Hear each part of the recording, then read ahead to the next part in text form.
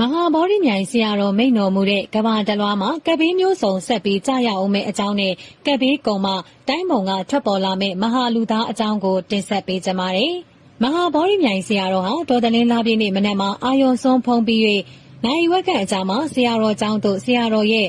ဥပတိကတပည့်တက3ယောက်ရောက်ရှိလာခဲ့ပါတယ်။ထိုတပည့်3ယောက်ဟာဆရာတော်နဲ့ကျောင်းသင်္ကန်းရဲ့ဝေယဝစ္စပြုပေးရန်ရောက်လာကြခြင်းဖြစ်ပါတယ်။ရခင်ရက်များမှာလည်းပုံမှန်ရောက်နေကြဖြစ်ပြီးမထူးခြားတော့လဲဤနေ့တွင်ကဆရာတော်ကတမှုထူးနေပါတယ်။ရောက်လာတဲ့တပည့်တကာ3ယောက်ဟာဆရာတော်အားရှ िख ိုးဥချပြီးနောက်ဆရာတော်အားအဘယ်အဝေယဝစ္စများပြုပေးရမလဲလျှောက်တော်မရှိပါဘူး။တကားတို့မိန့်စရာလေးတော့ရှိတယ်ဟုဆိုပါတယ်။မိန့်တော်မူပါဖျားဟုလျှောက်တော်ဆရာတော်ကတကားတို့သီလတရားကိုမြဲမြံစွာစောင့်ကြပါကုသိုလ်ကောင်းမှုအမြဲလုပ်ပါဂုဏ်တော်ပွားပါမေတ္တာပို့ပါတရဏဂုံကိုအမြဲအောင်မေပါဘာကြောင့်လဲဆိုရင်ကမ္ဘာကြီးမှာကပ်ဘေးမျိုးစုံကဇက်တိုက်ကြရောက်လာအောင်ပါကပ်သုံးပါဘေးတဘာဝဘေးရေဘေးမိဘေးစစ်မှတ်ဘေးတွေကမနာတန်းကိုလာလိမ့်မယ်ဘယ်အချိန်ထိလဲဆိုရင်တော့နောက်နှစ်20လောက်အထိပဲတကားတို့2040အထိလောက်ဆိုပါတော့လူအများအပြားဟာကပ်ဘေးတွေကြားထဲမှာပါသွားကြလိမ့်မယ်2040နဲ့2045လောက်မှကမ္ဘာကြီးဟာအစိုးတွေကင်းစင်စပြူလာမယ်ဒီလိုကင်းစင်မှုကလည်းအကြောင်းရှိတယ်တကားတို့မှန်ပါဗျာဆက်လက်မိန်တော်မူပါဗျာ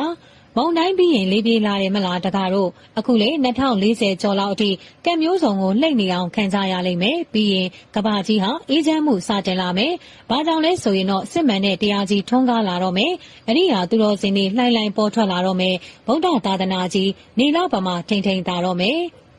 ဒီလိုတွေဖြစ်လာဖို့အတွက်လှုံ့ဆော်ပေးမဲ့သာသနာပြုမဲ့မင်းထူးမင်းမြတ်ပေါ်ထွက်လာလိမ့်မယ်။ထိုမင်းထူးမင်းမြတ်နဲ့အရိယာသူတော်စင်တွေပေါ်ထွက်လာဖို့နီးတဲ့အချိန်မှာကမ္ဘာကြီးကစတင်အေးချမ်းလာမယ်။ထိုသူတို့၏ရှေ့ပြေးဖုံးကန်တွေကြောင့်ဖြစ်တဲ့2040နဲ့2045မှာကမ္ဘာကြီးအေးချမ်းလာပြီးနောက်ပိုင်း2045နောက်ပိုင်းမှာမြန်မာပြည်မှာမင်းထူးမင်းမြတ်ဟာနန်းတက်လာလိမ့်မယ်။ထိုမင်းနန်းတက်ပြီးနောက်ကဘာကြီးမှာသာသနာပြန်ပွားထွန်းကားပြီးကဘာတလွားကလူတွေကဗုဒ္ဓတရားကိုထိတွေ့